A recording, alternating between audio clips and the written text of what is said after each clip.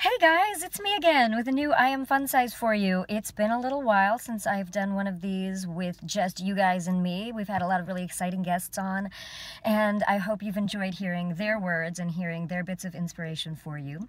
And I just thought that now that I'm sitting here getting ready for work, getting ready to go into work real quick, would be a great time to answer one of the questions that came in recently that I think is particularly apropos, given, where I work and what I do.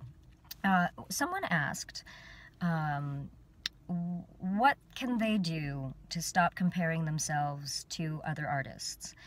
This person mentioned that they are often daunted by other people being so much better than they are or being so much further along, and that they question their own value quite often when they are comparing themselves to other people and other people's success and other people's skill.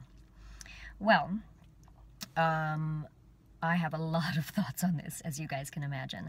And I think this actually applies to any human being in any field, whether you are an artist by trade or you are merely an artist in life, leading an artistic life. We all do have a tendency to look around us and try to compare and see where we stand compared to other people.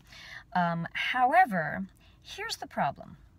When we compare ourselves to other people, unless we're doing it as an assessment where we're saying, oh, look, that person has this particular skill and I would like to achieve that and I admire that, and so now I'm going to train harder, study harder, do whatever I need to do harder to learn that. That can be a good thing. In that sense, comparing yourself as an assessment is not such a bad thing. Sometimes it's good for us to see where we stand, particularly if we're trying to achieve a certain level of success at something. However, when it comes to just blanket comparing ourselves to other people, there's a very common expression called compare and despair, or that is compare and despair, and precisely because comparing yourself to other people often ends in despair. And I think the reason why is that you automatically, in the act of comparing yourself to someone else, are sort of trying to see if you are good enough based on what they are, or something that they are that you might not be.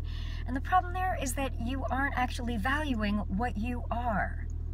It's so important to recognize that whoever you are, wherever you are, this unique combination of things that makes you you is the best you that will ever exist in all of time.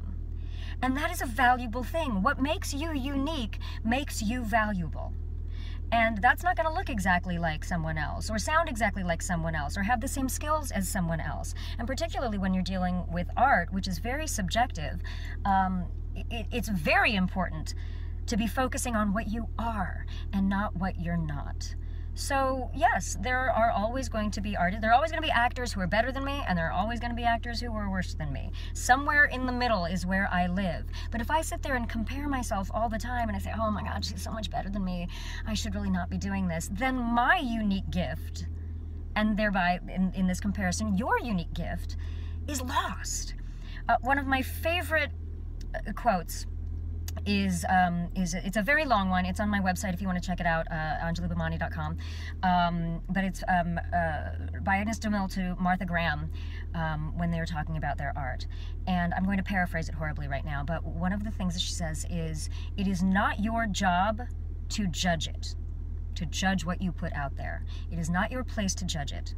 It is merely your place to create it. Because if you don't, the world will lose the unique expression that is yours. And that would be such a tragedy.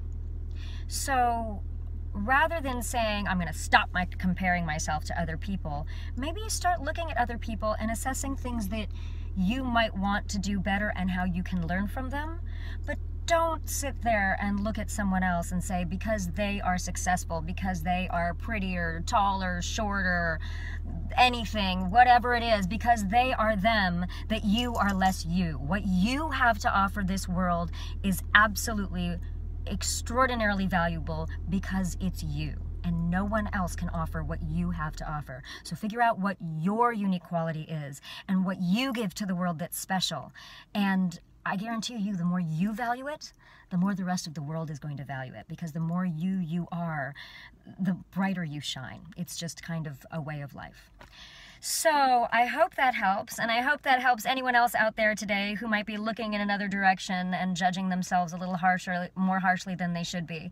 And if you guys obviously have any questions, write to me at anjali@iamfunsize.com. I'll be going through some more questions that I have soon, but for now, I'm gonna go in and act and use my unique expression to express what I get to do at work, which is really fun.